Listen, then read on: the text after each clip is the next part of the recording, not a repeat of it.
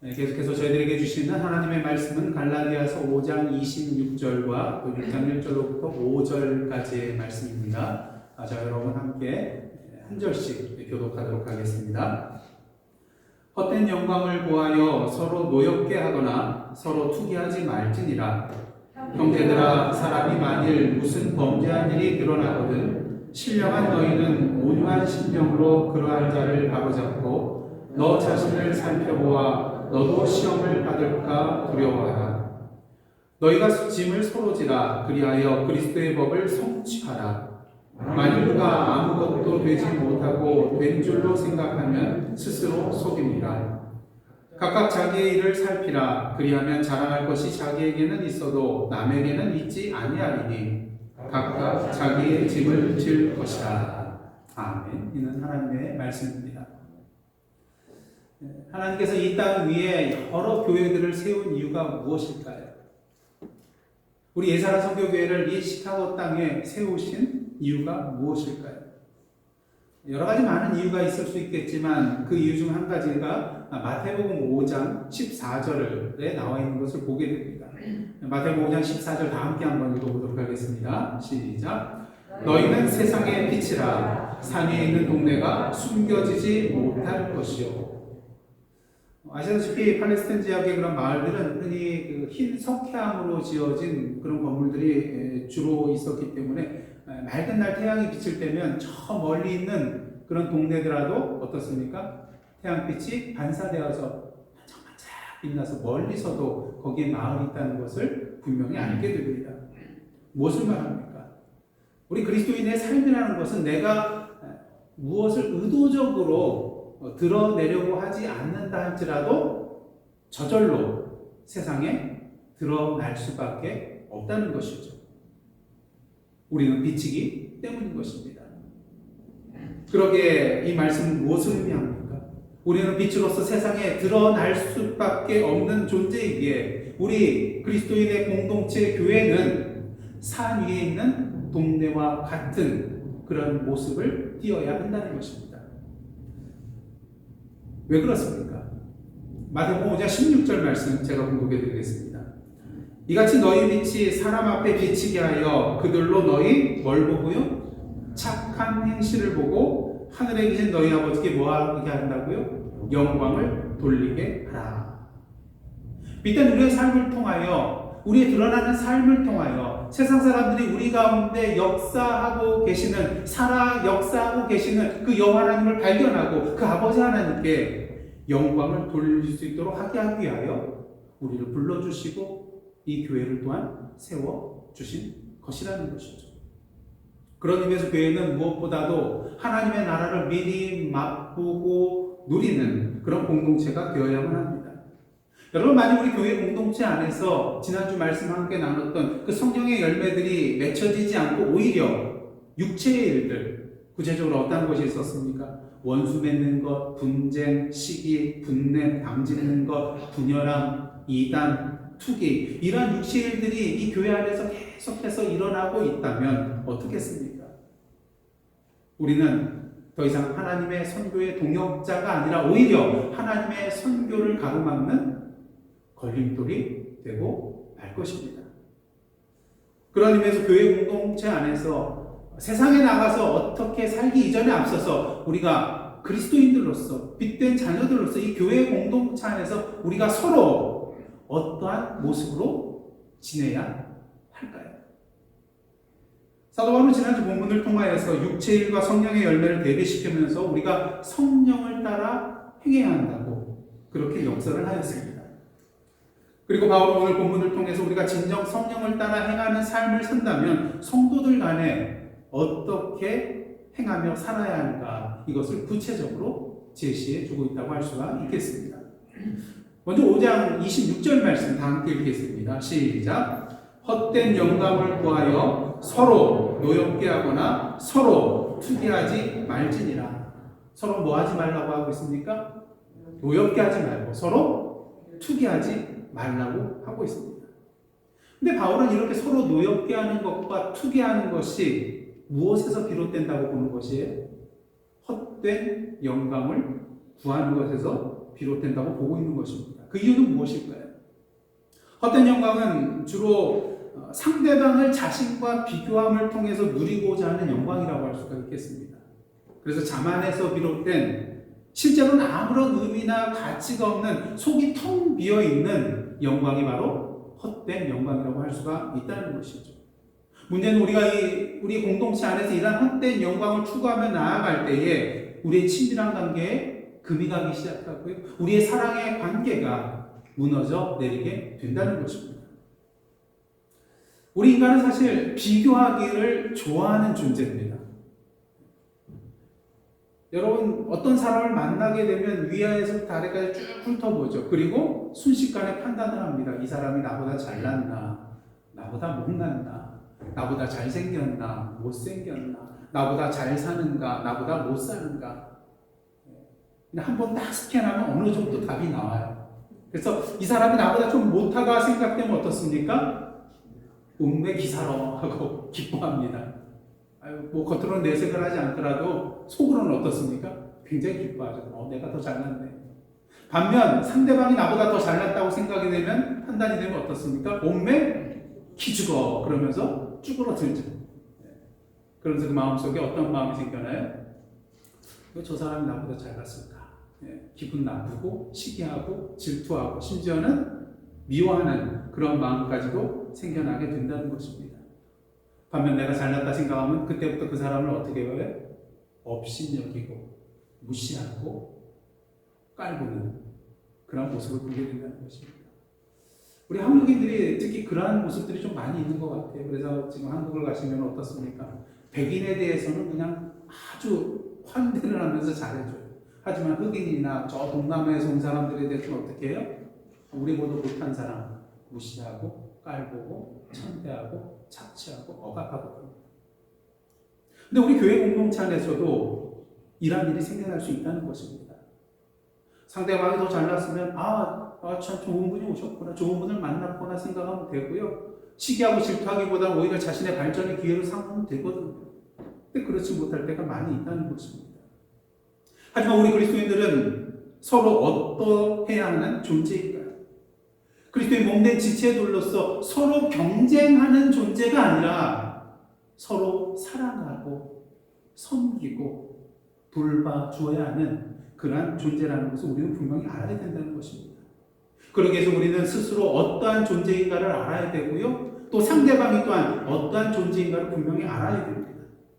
사실 우리 모두 다 어떠한 존재였습니까? 우리의 죄로 말미암아 하나님으로부터 저주받아 죽어야만 할, 죽어 마땅한 그러한 무가치한 존재였습니다. 하지만 예수께서 우리가 져야 할 저주의 그 십자가를 지심으로 우리가 의롭다함을 받고 구원받은 자로서 이제는 하나님 보시기에 참으로 가치 있고 아름답고 귀한 존재가 되었습니다. 그런 의미에서 세상 사람들이 볼 때는, 세상적인 가치관과 그 시각으로 볼 때는 우리가 서로 누가 잘났고 누가 못났는가를 구별 지을 수가 있어요. 하지만 저 하나님의 그 시각으로 봤을 때 우리는 어떻습니까? 서로 누가 잘나고 못나고 구별 지을 수 없는, 모두 다 똑같은, 모두 다 동일한 하나님의 자녀로서 귀하고 가치 있는 존재라는 것, 우리는 분명히 해야 한다는 것입니다.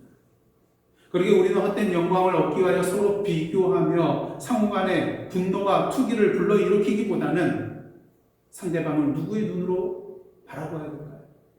하나님의 시선으로 바라보면서 자신과 동일하게 하나님으로부터 사랑받을 가치가 있는 소중하고 귀한 존재로 여겨야 한다는 것입니다. 그런 면에서 옆에 분 한번 바라보시기를 원합니다. 자기보다 잘나 보이시나요? 자기보다 혹은 못나 보이시나요? 이제 옆에 분에게 말씀해 주시기를 바랍니다. 당신은 나와 똑같이 귀하고 가치 있고 사랑받을 사람입니다. 똑같은 존재예요. 다 같은 하나님의 자녀잖아요. 그러게 바울은 6장 1절을 통해서 이렇게 권면하고 있습니다. 1절입니다. 한번 다 함께 읽겠습니다. 형제들아, 사람이 만일 무슨 범죄한 일이 드러나거든 신령한 너희는 온유한 심령으로 그러한 자를 바로잡고 너 자신을 살펴보아 너도 시험을 받을까 두려워하라.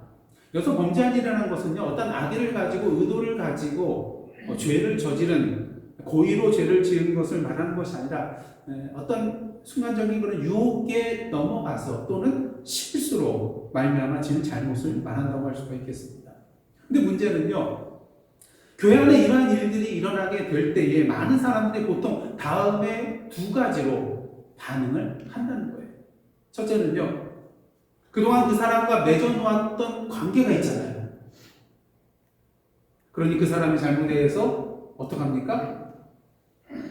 봤어도 못 본 척, 알고서도 모르는 척, 그냥 덮고 지나간다. 그다음 두 번째 경우는요, 그 사람의 죄를 낱낱이 다 공개하고 다 떠벌리고 결국 그 사람이 어떻게 할 수밖에 없어요? 그 교회 공동체를 떠나갈 수밖에 없게 만드는 일을 벌인다는 것입니다. 여러분, 이 두 가지 중에서 하나님께서 원하시는 바는 뭘까요? 둘 다 당연히 아니죠. 이 두 가지 모두 하나님께서 원하시는 그러한 대응 방안은 아닌 것입니다. 하나님께서 원하시는 것은 그 사람의 죄를 그냥 모른 척하고 넘어가는 것도 아니고 그 사람을 정죄해서 교회에서 쫓아내는 것도 아니요. 바울의 말처럼 그 사람을 뭐 하는 거예요? 바로 잡는 것이기 때문인 것입니다. 그래서 바로 잡는다는 그런 단어는요, 수선하다. 그래서 예수님께서 제자들을 부르러 오셨을 때 제자들이 배 위에서 뭐 하고 있어서 그물을 깁고 있다. 수선하다. 그런 의미예요. 그리고 또 어떤 의미가 있냐면 외과적인 그런 용어로서 부러진 수족을 다시 맞추는 것. 다시 맞추는 것.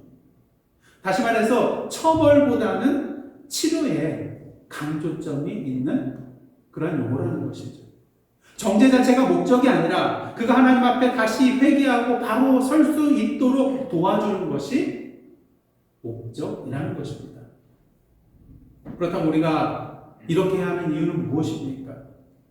그 사람도 나와 동일하게 하나님으로부터 사랑받고 있는 가치 있고 귀한 존재이기 때문인 것이죠.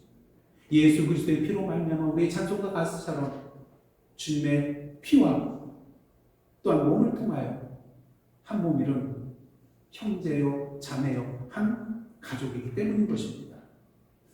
그렇게 바울은요, 이러한 자를 어떻게 대하라고 말하고 있습니까? 온유한 심령으로 대하라고 말하고 있습니다.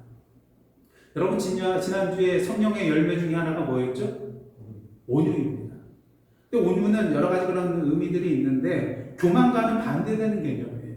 그래서 겸손을 의미하고요. 또 상대방의 처지를 생각하여서 사려 깊게 대해주는 그것이 바로 온유라고 할 수가 있습니다. 이렇게 사려 깊게 생각하다 보니까 그 사람에 대해서, 그 사람의 죄에 대해서 어떻게 해요? 관용을 베풀게 되는 것이죠. 그래서 우리는 이러한 자들에 대해서 온유한 심령으로 대하고 그들을 바로 잡기 위하여 노력해야 한다는 것입니다. 특히 바울은 덧붙여서 이러한 말을 하고 있습니다. 1절 하반절 다시 한번 보시겠습니다.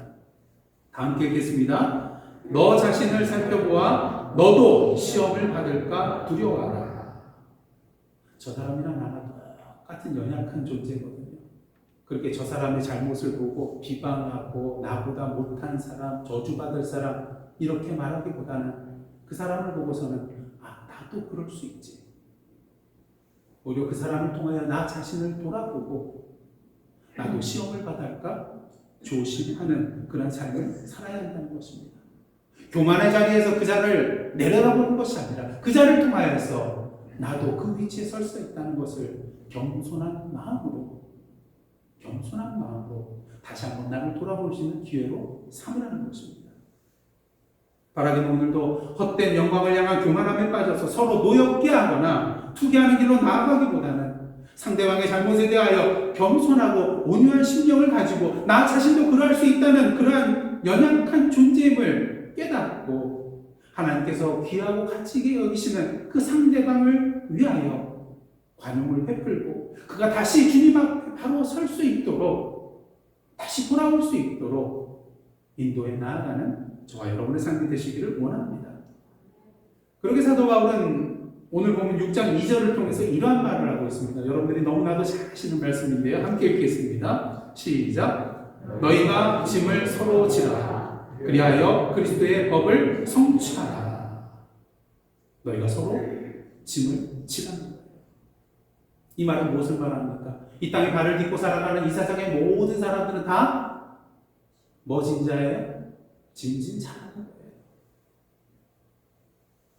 여러분 자신 비롯해서 자신의 가족이나 주위의 모든 사람들의 상황을 한번 보시기를 원합니다. 저마다 나름대로의 짐을 지고 살아가고 있음을 분명히 보게 되실 것입니다. 아이가 되었든 어른이 되었든 남자가 되었든 여자가 되었든 저마다 나름대로 지고 가는 짐이 있다는 것입니다. 지고 가기 힘들고 버거운 짐들이 있다는 것이죠. 그래서 눈에 보이는 외적인 짐일 수도 있고 눈에 보이지 않는 내적인 짐일 수도 있습니다. 영적인 짐일 수도 있습니다. 그 짐 자체가 내가 살아가는 가족의 일원이 될 수도 있고요. 병든 나의 연약한 육신이 될 수도 있고요. 끝이 보이지 않는 경제적인 어려움의 어두운 터널일 수도 있을 것입니다. 그 짐이 무엇이든 오늘도 수많은 사람들이 자신의 어깨를 짓누르고 있는 그 인생의 무게로 말미암아 힘들고 어렵고 고통스러운 삶을 살아가고 있다는 것이죠. 그렇게 이 짐의 무게로 말미암아 그 인생의 짐의 무게로 말미암아 더 이상 일어날 힘이 없기에 자신의 삶을 절망 가운데 포기하는 데까지 나아가는 그런 사람들이 있는 것을 오늘도 우리는 수없이 많이 보게 되는 것입니다. 그러게 예수께서 뭐라고 말씀하셨습니까? 수고하고 무거운 짐진 자들아 다 내게 오라. 내가 너희를 쉬게 하리라. 우리 인생의 짐의 문제를 궁극적으로 해결해 줄 수 있는 분이 바로 우리 주님이시기 때문입니다. 왜? 그분만이 오직 우리의 길이요 진리요 생명 되시는 분이기 때문인 것입니다.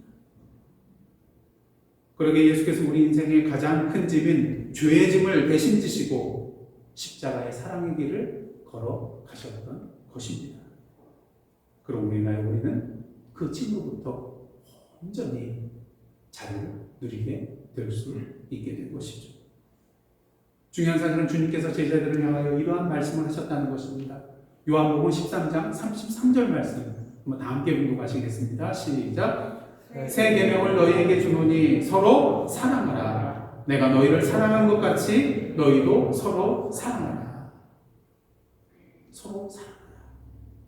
그렇다면 이 사랑의 기준과 근거는 무엇입니까? 예수께서 우리를 사랑하여 주신 것 같이. 그렇게 이 말씀을 이렇게 바꾸어 말씀드릴 수도 있을 것 같습니다. 새 계명을 너희에게 주노니 서로 사랑으로 짐을 지라. 내가 사랑으로 너희의 짐을 진 것 같이 너희도 사랑으로 짐을 지라. 바로 오늘 본문에서 너희가 서로 짐을 지라고 말하면서요, 그리하여 그리스도의 법을 성취하라고 말하고 있습니다. 그리스도의 법은 어떠한 법일까요? 우리 혼자 힘으로는 질 수 없는 짐을 대신 져주시는 예수 그리스도의 사랑의 법이라고 할 수 있다는 것입니다. 그러게 우리가 성도 간에 형제 자매 간에 서로의 짐을 져 나아갈 때 이것은 그리스도의 사랑의 법을 성취하는 것이라고 말할 수가 있는 것이죠. 중요한 것은 바울이 본문에서 짐을 지라고 할 때 이 지라는 단어는요, 단지 일시적인 도움이 아니라 계속해서 지속적으로 돕는 것을 의미하는 것입니다.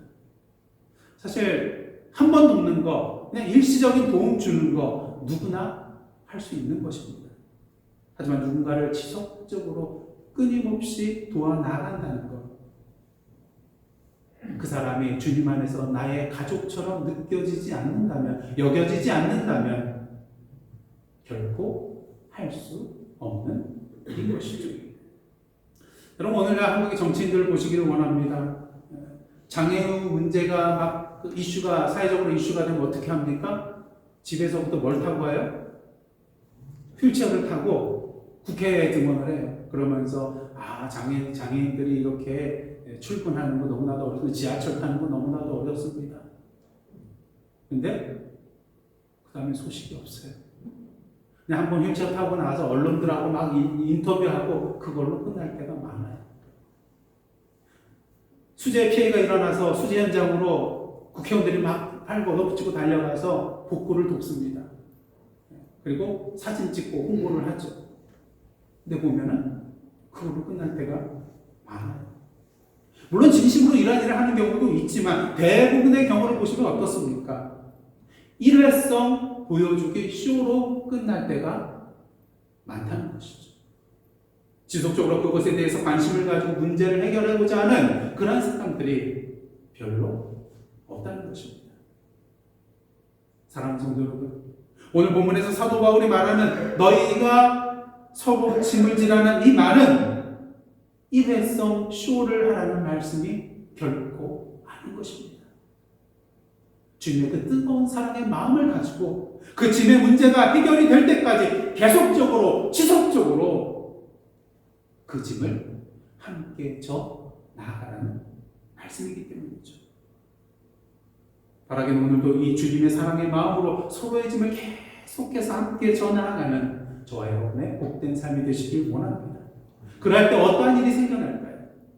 로마서 8장 28절입니다. 한번 다 함께 읽겠습니다. 시작. 우리가 알거니와 하나님을 사랑하는 자, 곧 그의 뜻대로 부르심을 입은 자들에게는 모든 것이 합력하여 선을 이루느니라. 여기서 합력하여에 해당되는 헬라어는요, 시네르게오라는 그런 단어를 쓰는데 이 시네르게오라는 그런 말은 이 말에서 영어에 어떤 단어가 파생되어 나왔냐면요, 시너지라는 말이 여기에서 나왔어요. 여러분들 시너지 효과 아시죠? 시너지 효과가 뭘 말하는 겁니까? 1 더하기 1은 2인데 근데 실제로 뚜껑을 열어보니까 1 더하기 1이 3이 되고 4가 될 때가 있다는 거예요. 더 높은 차원의 힘을 낼 때가 있다는 것이죠. 그래서 이러한 현상에 대해서 효과에 대해서 우리는 동반 상승 효과, 시너지 효과라고 지칭을 하는 것입니다. 우리 그리스도의 삶에는 이러한 시너지 효과가 항상 일어나게 됩니다. 왜? 우리가 서로의 짐을 지며 나아갈 때에 우리의 힘만 역사하는 것이 아니라 누가 역사하세요? 능력의 하나님께서 성령으로 우리와 함께 하심으로 말미암아서 하나님의 능력이 우리와 함께 하시기 때문에 그 능력의 역사로 말미암아 우리가 생각지도 못한 커다란 시너지 효과가 우리의 삶 가운데 서로의 짐을 지는 그 삶의 현장 가운데 일어나게 된다는 것입니다. 바라기는 오늘도 서로 짐을 지는 사랑의 수고를 통하여 하나님께서 역사하여 주시는, 성령께서 충만히 역사하여 주시는 엄청난 시너지 효과를 누리며 살아가는 저와 여러분의 복된 삶이 되시기를 주님의 이름으로 축복합니다. 자, 그렇다면 우리가 서로 짐을 지는 데 있어서 주의해야 할 것은 무엇이 있을까요? 3절로부터 5절 말씀을 한 절씩 보도록 하겠는데 먼저 3절입니다. 만일 누가 아무것도 되지 못하고 된 줄로 생각하면 스스로 속입니다. 한마디로 교만하지 말라는 거예요. 여러분, 교만한 마음을 가지고 이렇게 상대방을 돕고 싶은 마음이 자연스럽게 생겨나겠습니까? 그렇지 않다는 것입니다. 만일 다른 사람을 도와서 다른 사람의 짐을 진다 할지라도 그것은 무엇을 위한 일이 될까요? 자신의 헛된 영광을 위한 일이 되고 말 것입니다. 이는 마치 뭐와 같아요? 다른 사람에게 보이려고 자신의 의를 드러내기 위하여 금식하고 구제하고 또 기도하였던 예수님 당시의 바리새인들과의 같은 모습이라고 할 수가 있다는 것입니다. 이러한 일을 하나님께서 인정하실까요? 아니요. 이미 그들은 이 땅에서 상을 받았다는 거예요. 왜? 외식하는 자의 의였기 때문인 것입니다. 그러게 4절 말씀입니다. 각각 자기의 의를 살피라. 그리하면 자랑할 것이 자기에게는 있어도 남에게는 있지 아니하리니. 그냥 이거 언뜻 보면은 이게 무슨 말인가 조금 이해하기가 어려워요. 그래서 이 시간 공동번역서와 새번역에서는 어떻게 번역을 하고 있는가 살펴보시면 이 구절이 더 잘 이해가 되실 것입니다. 제가 읽어드리겠습니다. 각각 자기가 한 일을 살펴봅시다. 잘한 일이 있다면 그것은 자기 혼자 자랑스럽게 생각할 일이지 남에게까지 자랑할 것은 못 됩니다. 세 번역은 이렇게 번역하고 있어요. 각 사람은 자기 일을 살펴보십시오. 그러면 자기에게는 자랑거리가 있더라도 남에게까지 자랑할 것은 없을 것입니다. 우리는 종종 자신의 한 일과 다른 사람의 한 일을 비교함을 통하여서 내가 한 일이 다른 사람의 일보다 조금이라도 낫다고 생각하면, 내 일이 다른 사람의 일보다 더 우월하다고 생각될 때 어떡합니까? 자신에 대해서 뿌듯하게 생각하고요, 굉장히 자랑스럽게 생각해요. 저 사람보다. 그렇잖아요. 여러분, 이러한 느낌 받아본 적 다 있으시잖아요, 사실. 내가 저 사람보다. 그런 마음을 품기가 쉽습니다. 근데 이것은 하나님 앞에서 뭐예요? 교만인 것입니다.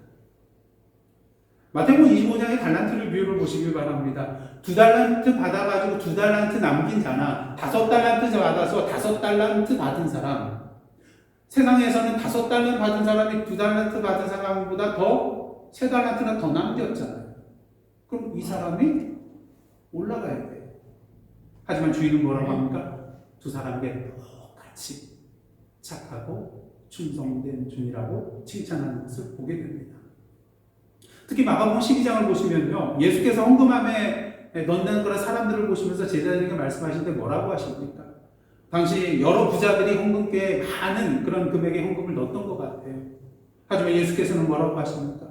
구차한 가운데 자신의 생활비 전부를 넣은 가난한 가구의 2렙돈, 즉 한 고드란트의 헌금이 더 크다고 그렇게 말씀을 하셨습니다. 무엇을 말합니까? 주님께서 우리를 평가하시는 기준은 인간적인 생각과 세상의 기준과는 분명히 차이가 있다는 것이죠. 이 세상에는 어떻게 평가합니까? 다른 사람들과 비교해서 평가를 하게 됩니다. 상대평가죠. 하지만 하나님께서는 우리에 대해서 어떻게 평가하십니까? 다른 사람들 전혀 생각하지 않냐고, 오직 나 한 사람에 대해서만 절대 평가를 하시는 분이 우리 주님이시라는 것입니다. 그렇게 사도 바울이 말합니다. 5절 말씀 다음 뒤에 읽겠습니다. 시작. 각각 자기의 짐을 질 것이라. 다른 사람과 비교할 생각하지 말고요, 그냥 자신에게 맡겨진 짐에 대해서 내가 최선을 다하며 그 짐을 지고 가고 있는가 살펴보라는 거예요. 누구의 짐을요? 나의 짐. 그런데 좀 이상합니다. 오늘 사도 바울이 2절에서는 짐을 서로 지라고 했잖아요. 근데 5절에 보시면은 뭐라고 했습니까? 서로 짐을 지는 게 아니라 각각 자기의 짐을 지라고 말하고 있습니다. 서로 180도 다른 얘기 아닙니까? 모순 아닙니까? 근데 이것은 절대로 모순이 아니에요. 왜냐하면 우리 성경에는 둘 다 짐으로 번역되어 있기에 똑같은 짐이라고 생각될 수 있지만 헬라어 원문을 보면요, 2절에 나오는 짐과 5절에 나오는 짐, 다른 단어가 사용되고 있어요. 그래서 먼저 2절에 나오는 짐을 보시면 바로스라는 그런 단어가 쓰이는데, 한 사람이 질 수 없는 무거운 짐을 말하는 것입니다. 그러니 이러한 짐은 어떻게 해야 돼요? 나 홀로 지는 것이 아니라 서로 함께 져 나가야 되는 것이죠. 반면에 5절에 나오는 짐이라는 단어는 포르티온이라는 단어가 쓰이는데, 혼자서 충분히 짊어질 수 있는 가벼운 짐꾸러미를 말할 때 이 단어를 사용한다고 합니다. 그런 의미에서 우리는 그리스도인으로서 우리 교회 공동체 안에서 혼자 지고 갈 수 없는 그 무거운 짐을 지고 가는 사람이 있다면 어떻게 해야 됩니까? 나서서 함께 서로 짐을 져 나가야 되는 것입니다. 반면 하나님께서 내가 충분히 지고 갈 수 있는 짐을 주셨어요. 그럼 어떻게 해야 됩니까? 이거 힘들어서 이거 못하겠어요. 그냥 뒤로 나자빠지는 것이 아니라 최선을 다해서 이것을 지고 가야 한다는 것입니다. 왜요? 내가 이것을 지고 가지 않으면 이 짐이 누구의 짐이 되기 때문에요? 옆에 있는 다른 사람들의 짐이 되기 때문인 것입니다. 근데 문제는 이것은 서로 함께 지고 갈 짐은 아니라는 거죠. 내가 스스로 지고 갈 수 있는, 충분히 내가 할 수 있는 짐이기 때문인 것입니다. 여러분, UPS나 USPS 그 배달 일을 하는 사람들을 모집할 때 그 내용들을 보시면요, 여러 가지 조건이 있는 것을 보게 됩니다. 그 중에 한 가지 조건이 무엇이냐면요, 70파운드나 뭐 USPS 같은 거 80파운드까지 스스로 혼자서 짐을 다룰 수 있는 능력이 있어야 됩니다. 왜요? 그런 능력이 없으면은 배달 가서 누군가의 도움을 요청해야 되기 때문인 것입니다. 혼자서 할 수 없습니다. 달란트 비유를 보시면요, 주인이 여행 가기 전에 종에게 달란트를 나눠줍니다. 근데 기준이 있는 것을 여러분들 기억하시나요? 종이 여행 떠나기 전에 종들을 불러놓고 어떻게 달란트를 나눠줍니까? 아무런 기준 없이 마음 내키는 대로 너 한 달란트, 너 5달란트 이렇게 준 게 아니에요. 말씀을 자세히 보시면 각기 그 재는 대로 한 달란트, 2달란트, 5달란트를 줬다는 거예요. 그 달란트를 받아서 그것을 다룰 수 있는 능력만큼만 그것을 주었다는 것이죠. 예, 그렇습니다. 오늘도 하나님께서 우리에게 짐을 주실 때는요, 서로 함께 지라고 주신 그런 짐도 있긴 하지만 스스로 감당할 수 있게 혼자 지고 가라고 주신 짐도 있다는 것을 우리는 분명히 알아야 됩니다. 그러게 그 짐에 대해서 오늘도 나의 최선을 다하여 지고 감으로써 주님 앞에 섰을 때에 2달란트, 5달란트 남겼던 그 종들과 같이 착하고 충성된 종이라고 칭찬받는 저와 여러분이 삶의 모습이 되어야 하는 것입니다. 지금까지 저희들은 성령을 따라 성령으로 행하는 삶을 살아야 하는 자로서 교회 공동체 안에서 서로 어떻게 지내야 하는, 어떤 관계를 맺고 살아가야 하는가에 대해서 함께 살펴봤습니다. 무엇보다 헛된 영광을 위하여 서로 노엽게 하거나 투기하지 말아야 할 것을 함께 나눠봤습니다. 그리고 오히려 서로의 짐을 져줌으로써 그리스도의 사랑의 법을 성취해야 한다고 배웠습니다. 또한 동시에 주님께서 우리가 스스로 지고 갈 수 있도록 주신 그 짐에 대해서는 다른 사람에게 짐이 되지 않도록 각각 최선을 다하여서 자신의 짐을 져 나가야 할 것입니다. 이제 날씨가 점점 추워지고 이제 겨울이 이제 다가오고 있는데요. 여러분들 동계올림픽 종목 중에 스피드 스케이팅 종목 중에 팀 추월이라는 경기가 있습니다. 그러니까 3명의 선수가 한 팀을 이루어서 400m 트랙을 8바퀴를 도는 경기입니다. 자, 그럼 이 3명의 선수가 다 실력이 똑같겠어요? 다 다르죠. 그렇다면 가장 능력이 뛰어난 자가, 기록이 제일 좋은 자가 다른 선수들 나몰라라 하고 자기 먼저 8바퀴 쌩쌩 돌고 결승점에 도착하면 되겠습니까? 안 되겠습니까? 절대로 안 됩니다. 왜? 이 경기는 팀 경기이기 때문에 이 3사람 중 가장 마지막 사람이 결승점 통과하는 것을 기준으로 등수를 매기기 때문인 것입니다. 그렇기 때문에 선수들은요, 공기 저항을 줄이기 위해서 3사람이 바짝 서로 붙어가지고 이 링크를 도는 것을 여러분들 보게 될 것입니다. 그리고 공기 저항을 가장 많이 받는 쪽이 앞쪽이기 때문에 서로 앞과 뒤를 번갈아 서면서 서로 체력을 안배합니다. 자, 그러다가 이제 8바퀴가 점점 가까워지면 많이 지치겠죠. 그럼 이렇게 서로 선수들 간에 지칠 때 어떻게 하겠습니까? 가장 체력적으로 위에 있는 사람이 어디에 서겠어요? 가장 앞에 서요. 그리고 이 셋 중에 가장 힘들어하는 사람이 있다면 어떻게 하겠습니까? 중간에 세워주고 뒤에 있는 사람이 밀어줘요. 그리고 결국 3 선수가 함께 결승점을 통과하게 됩니다. 한 사람이라도 나고되면 이 경기에서 승리할 수 없기 때문인 것이죠. 교회도 마찬가지입니다. 우리 교회 공동체 생활은 마치 스피드 스케이팅 팀 추월 경기와 같습니다. 각기 자신의 짐을 져야 돼요. 문제는 서로의 짐을 져줘야 할 때가 생기게 된다는 것입니다. 이것이 문제가 되는 것은요, 이것이 말 그대로 나에게 짐으로 다가가거든요. 여러분, 세상에 가벼운 짐 있겠습니까? 아무리 가벼워도 그 짐에는 무게가 있더라고요. 그게 이게 문제예요. 나도 힘든데 부담이 되거든요. 지금 나도 힘들어서 헉헉대고 있는데 그게 문제거든요. 하지만 그렇다고 나 홀로 결승선에 먼저 들어가면 되겠습니까? 결코 그렇지 않다는 거죠. 왜? 나의 신앙의 경주는 나 혼자 결승선에 도착했다고 끝나는 것이 아니기 때문인 것입니다. 왜? 하나님께서는 우리를 교회 공동체로 불러주셨기 때문이죠.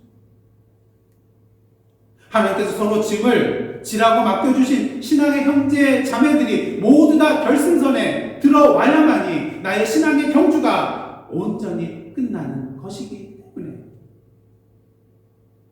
나 혼자 가서는 안 된다는 거예요. 만약 우리가 홀로 결승선에 도착하게 된다면 주님께서 분명히 물으실 거예요.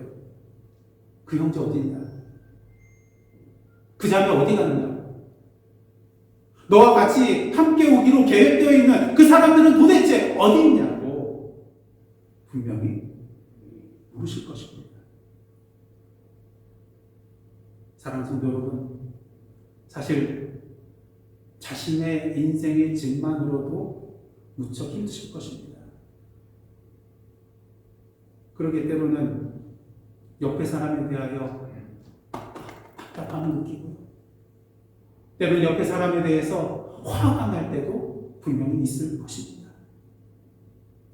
하지만 그때마다 우리는 누구를 기억해야 될까요? 누구를 기억해야 될까요? 아직까지도 내 옆에서 나를 잡아주시고 나를 기다려주시고 나를 이해해주시고 그 무거운 내 짐을 손수 들어주시고 끝까지 나를 버리시지 않으시고 지금도 내 곁에 계셔서 나와 동행하여 주시고 나의 그 무거운 멍에를 함께 지고 가시는 예수 그리스도를 기억하시기를 원합니다. 그리고 예수께서 그러하셨듯이 오늘도 우리 옆에 있는 우리의 형제, 자매, 신앙의 동지들과 함께 서로 짐을 지고 나아가는 사랑으로 끝까지 그들과 함께 주님 앞으로 나아가는 저와 여러분의 복된 삶 되시기를 주님의 이름으로 축원합니다. 그런 의미에서 옆에 분들에게 이렇게 말씀해 주세요. 우리 서로 짐을 지고 갑시다. 별로 마음이 없으신가 봐요. 다시 한번 하겠습니다. 우리 서로 짐을 함께 지고 갑시다. 마지막까지 함께 갑시다. 기도하겠습니다. 하나님, 오늘도 홀로 살아가는 것이 아니라 주님 안에서 서로 짐을 지며 서로에게 힘이 되어주며 우리 인생의 마지막 그날까지 함께 더불어 주님 앞에 나아가는 저희의 복된 삶 되게 하여 주옵소서. 우리 힘만으로는 가능한 것이 아니오매 오늘도 성령으로 저희의 삶 가운데 충만하게 역사하여 주시사 오늘도 성령을 따라 성령으로 행하며 나아가는 저희들의 삶 되게 하여 주옵소서. 예수님의 이름으로 기도드리옵나이다. 아멘. 이제는 우리 인생의 무거운 짐의 문제를 아시고 우리를 위하여 당신의 독생자 예수 그리스도를 이 땅에 보내어 주신 하나님 아버지의 크신 사랑과 오늘도 우리를 위하여 2000년 전에 골고다의 십자가의 언덕의 길을 가시며 우리의 인생의 짐을 모두 내려놓고 자유롭게 인도하여 주신 그 예수 그리스도의 은혜와 오늘도 우리의 삶 가운데 동행하여 주시며 우리의 인생의 무거운 짐을 가볍게 해주시고 더 나아가다 우리의 형제와 자매와 이웃들의 그 인생의 무거운 짐들을 함께 전하할 수 있도록 인도해 주시는 성령 하나님의 감동감화 교제케 하시는 역사가 오늘도 이 시간 성령의 인도하신 가운데 서로의 무거운 짐들을 이 세상 끝나는 그날까지 함께 전나아감을 통하여서 우리 교회 공동체의 모습을 통하여서 살아 역사하시는 하나님을 세상에 선포하며 증거하며 나아가기로 단행하는 하나님의 백성들과 그 삶의 터전 위에 나라와 민족과 오늘도 주님의 그 사랑의 손길을 필요하는 이 땅의 모든 삶의 현장 위에 이제로부터 영원토록 함께 계시옵기를 간절히 축원하옵나이다. 아멘.